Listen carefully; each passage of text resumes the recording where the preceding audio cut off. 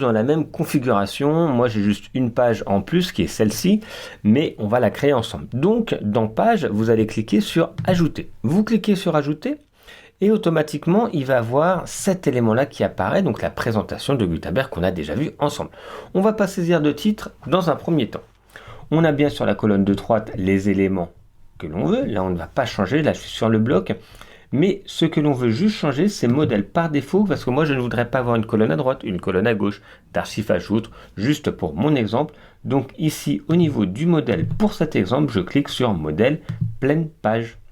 Modèle pleine page, c'est le seul élément que je vais changer dans document. Donc quand j'ouvre, document, modèle pleine page. Allez, je vais commencer, et en fait, je vais jouer avec des colonnes. Vous aviez le texte ici, une image juste là. Ensuite, pareil de l'autre côté, une image ici du texte là avec un bouton, une bannière, etc. On va faire ça ensemble.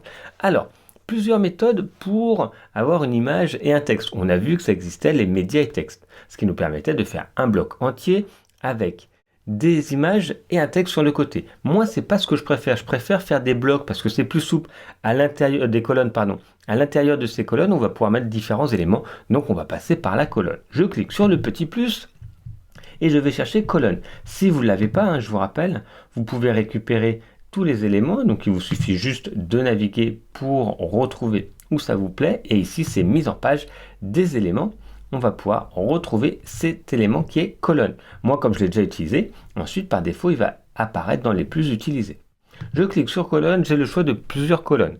Moi, je vais prendre juste 2 colonnes pour cet exemple.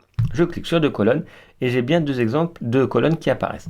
Alors attention, ce n'est pas la vue finale qui va apparaître. C'est pour ça qu'il faut souvent cliquer sur prévisualiser parce que là, c'est beaucoup plus étroit que l'écran final. Parce que vous voyez, j'ai une colonne ici, j'ai des éléments qui sont perturbateurs et donc automatiquement, il va tronquer, il va mettre une disposition différente. Donc c'est un peu trompeur au début.